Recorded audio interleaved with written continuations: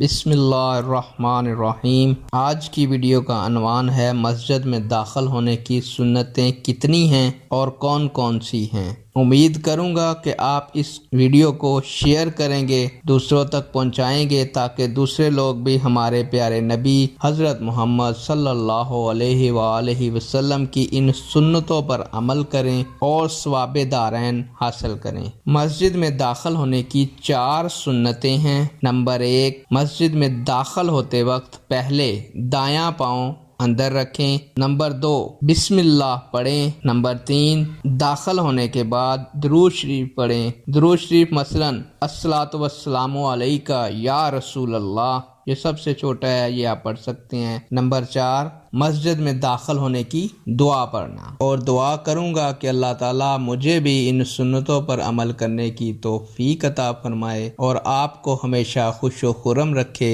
حاسد کے حسد اور ظالم کے ظلم سے محفوظ فرمائے۔ اجازت دیجیے گا، اللہ حافظ۔